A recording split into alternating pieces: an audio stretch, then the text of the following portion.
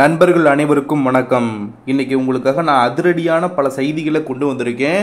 But அதெல்லாம் பார்க்கறதுக்கு முன்னாடி நீங்க இன்னும் நம்மளோட சேனலை சப்ஸ்கிரைப் பண்ணாம இருந்தா மறக்காம சப்ஸ்கிரைப் பண்ணுங்க நண்பர்களே. லைக் பண்ணுங்க, பெல் ஐக்கனை கிளிக் பண்ணுங்க. தொடர்ச்சியாக நம்மளுடைய சேனலுக்கு சப்போர்ட் பண்ணி உங்களுடைய ஆதரவை தெரிவிங்க. தொடர்ந்து நீங்கள் சப்போர்ட் பண்ணால் மட்டுமே நீங்கள் எதிர்பார்க்குற மாதிரியான செய்திகளை என்னால் வழங்க முடியும்.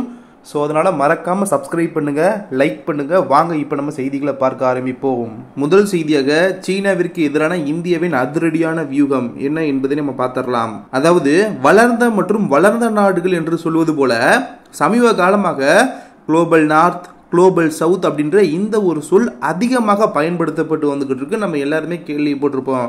குளோபல் வடக்கில் நம்ம பார்த்தோம்னா அமெரிக்கா, கனடா, ஐரோப்பா, ஜப்பான், தென்கொரியா, தைவான், ஆஸ்திரேலியா, நியூசிலாந்து மற்றும் இஸ்ரேல் போன்ற நாடுகள்லாம் இருக்கிறாங்க.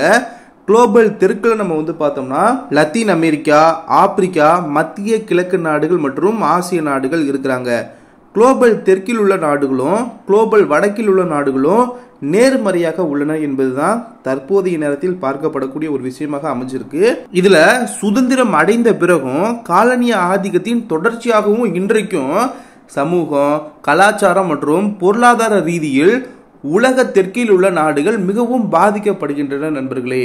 குறிப்பா பார்த்தோம்னா இந்த நாடுகளில் வாழக்கூடிய மக்கள் இளம் வயதினராகவும் பெரிய வாய்ப்புகள் இல்லாதவர்களாகவும் பொருளாதார ரீதியாக பிற நாடுகளை சார்ந்து வாழ்பவர்களாகவும் உள்ளனர் என்பது கவனிக்கத்தக்கது. இந்த நாடுகள் ஒன்றுபடுவதற்கும் ஒரே குரலில் பேசுவதற்கும் ஒரு தளத்தை வழங்குவதன் மூலம் ஒத்துழைப்பை வளர்க்கவும் நேர்மறையான மாற்றத்தை ஏற்படுத்துவதற்கும் இந்தியா தன்னை அர்ப்பணித்துள்ளது நண்பர்களே. இப்படிப்பட்ட சூழல்ல தான் உலகளாவிய தெற்கிற்கான விரிவான மற்றும் மனிதனை மையமாக கொண்ட உலகளாவிய மேம்பாட்டு ஒப்பந்தத்தை இப்ப நம்மளோட பாரத பிரதமர் திரு நரேந்திர மோடி அவர்கள் முன்மொழிஞ்சிருக்காரு. அதாவது உலகளாவிய வளர்ச்சி ஒப்பந்தம் என்பது உலகளாவிய தெற்கு நாடுகளின் வளர்ச்சி என்றும் பிரதமர் மோடி அவர்கள் தெரிவிச்சிருக்காரு. மேலும் இந்தியாவின் வளர்ச்சி பாதையின் கீழ் வர்த்தகம், நிலையான வளர்ச்சி, தொழில்நுட்ப பகிர்வு மற்றும் திட்டங்களின் சலுகை நிதி ஆகியவற்றிலும் தெற்கு நாடுகளுக்கு இந்தியா துணை நிற்கும் அப்படின்ற மாதிரி பாரத பிரதமர் அவர்கள் உறுதியளித்துள்ளார்.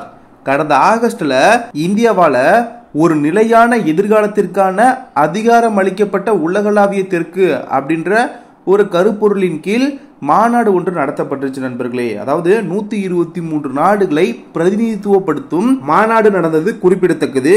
சொல்லப்போனால் உலக தெற்கின் குரலாக இந்தியா இருக்கிறது. உலகளாவிய மேடையில் இந்தியா எதை சொன்னாலும் உலகம் கேட்கிறது. பிரேசிலில் நடைபெற்ற G20 மாநாட்டில் கலந்து கொண்ட பாரத பிரதமர் திரு நரேந்திர மோடி அவர்கள் நைஜீரியா மற்றும் கயானாவுக்கு பயணம் மேற்கொண்டது உலகளவில் முக்கியத்துவம் பெற்றுள்ளது. இந்தியாவின் G20 நோக்கமான ஒரே பூமி, ஒரே குடும்பம், ஒரே எதிர்காலம் என்பது அடுத்தடுத்த G20 மாநாட்டிலும் தொடரும். உலகளாவிய மோதல்களால் ஏற்படும் உணவு, எரிபொருள் மற்றும் உர நெருக்கடியால் உலகளாவிய தெற்கு நாடுகள் மிக மோசமாக பாதிக்கப்பட்டுள்ளன. இந்த நிலையில் வறுமை மற்றும் பசியை எதிர்த்து போராடுவதற்கான உலகளாவிய கூட்டணி பிரதமர் மோடி அவர்கள் முன்னிலையில் தொடங்கப்பட்டது. தெற்குலகின் பசி மற்றும் வறுமையை போக்க சுமார் 80க்கும் மேற்பட்ட நாடுகள் இந்தியாவுடன் கைகோர்த்துள்ளனர் என்பது கவனிக்கத்தக்கது. மாறி வரும் புவிசார் அரசியல் சூழலில் சமீபத்தில் நடந்து முடிஞ்ச அமெரிக்க அதிபர் தேர்தலில் ட்ரம்ப் அவர்கள் வெற்றி பெற்றது இந்தியாவிற்கு சாதகமாக உள்ளது. குறிப்பா சொல்லணும்னா அமெரிக்காலையும் கனடாவிலும் உள்ள காலிஸ்தான் தீவிரவாத நெட்வொர்க்கை முறியடிக்கும் வாக்குறுதியை ட்ரம்ப் அவர்கள் வழங்குவார் அப்படின்ற மாதிரி எதிர்பார்க்கப்படுகிறது. மொத்தத்துல இந்தியாவுக்கு எதிராக இருக்கக்கூடிய சீனாவுக்கும் பாகிஸ்தானுக்கும் பிரதமர் மோடி அவர்கள் தலைமையிலான குளோபல் சவுத் என்பது தடுக்க முடியாத சவால் என்று நாம் உறுதியாக சொல்லலாம் நண்பர்களே. அடுத்ததாக ரஷ்யா போட்டிருக்க ஸ்கெட்சினால பிரிட்டன் இப்ப அலறப்போகிறது. என்ன ஒரு விஷயம் என்பதை நம்ம பார்த்தரலாம். அதாவது ரஷ்யா மற்றும் உக்ரைன் இடையே நேட்டோ விவகாரத்தில் 3 ஆண்டுகளா போர் நடைபெற்று வந்துகிட்டு நம்ம பார்த்து வந்துகிட்டு இருக்கோம். இதுல இரு தரப்புலையும் பெரு சேதங்கள் ஏற்பட்டிருக்கு. உக்ரைனுக்கு அமெரிக்கா தனது ஆயுதங்களை சப்ளை செஞ்சு வந்துகிட்டு இருக்கு.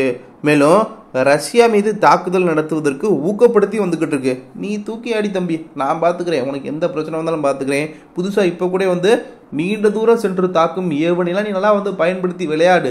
என்ன வந்தாலும் பார்த்துக்கலாம் அப்படின்ற மாதிரி இப்போ கடைசி காலத்தில் அமெரிக்காவோட அதிபர் ஜோ பைடன் அவர்கள் கிளம்பி போகக்கூடிய சூழலில் பிரச்சனையை மேலும் விரிவுபடுத்தக்கூடிய வகையில் வேலையை பார்த்து விட்டுட்டு இருக்காரு. இப்படி பல்வேறு விதமான சூழல்கள் தான் இப்போ ரஷ்யா உக்ரைன் இடையான போரில் போயிட்டு இருக்கு.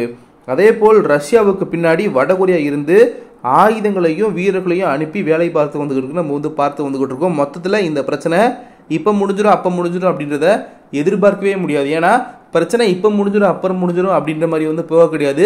தொடர்ச்சியாக நீடிக்கக்கூடிய வகையில் தான் போயிட்டு இருக்கு நண்பர்களே. ஏன்னா சமீப காலங்களாக சென்று கொண்டிருக்க செயல்பாடுகள் மற்ற நாடுகள், அதாவது இந்த 2 நாடுகளை காட்டிலும் இந்த 2 நாடுகளுக்கும் உதவி போன்றே சொல்லி வரக்கூடிய நாடுகளுடைய செயல்பாடுகள்னால தான் இந்த பிரச்சனை அடுத்தடுத்த கட்டத்தை நோக்கி வளர போற மாதிரி பார்க்கப்படுது நண்பர்களே.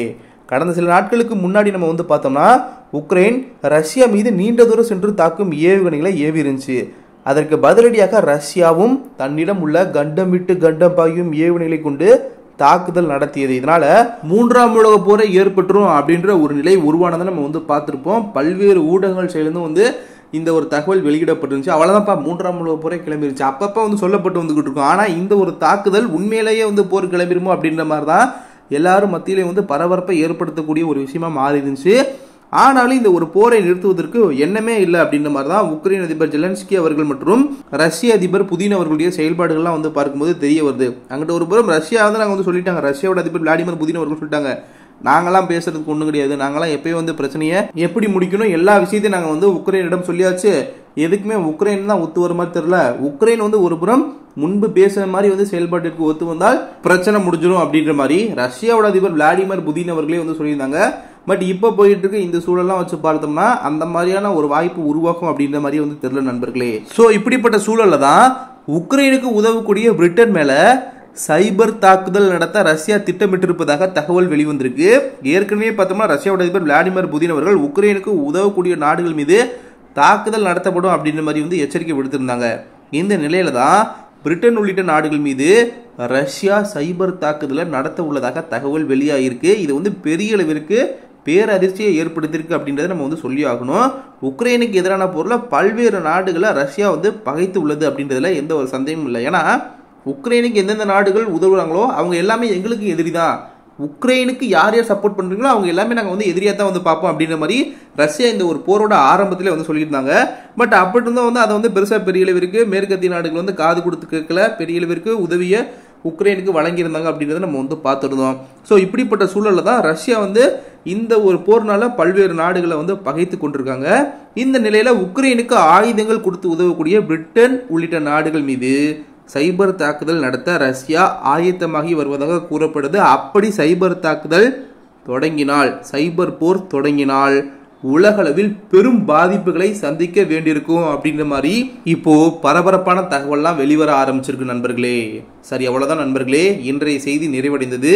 இந்த வீடியோவை பற்றிய உங்களின் கருத்து வரவேற்கப்படுகின்றது. வீடியோ இன்ஃபர்மேட்டிவாக இருந்தால் மறக்காம நம்மளுடைய சேனலை சப்ஸ்கிரைப் பண்ணுங்க, லைக் பண்ணுங்க, பெல் ஐக்கனை கிளிக் பண்ணுங்க. தொடர்ச்சியாக நம்மளுடைய சேனலுக்கு உங்களுடைய ஆதரவை தெரிவிங்க. நீங்க தொடர்ந்து சப்போர்ட் பண்ணால் மட்டுமே நம்மளுடைய சேனல் அடுத்த கட்டத்திற்கு வளரும். அதே சமயம் நீங்கள் எதிர்பார்க்கிற மாதிரியான பல்வேறு விதமான செய்திகளை திரும்ப வீடியோவின் மூலமாக நான் உங்ககிட்ட கொண்டு சேர்ப்பேன்.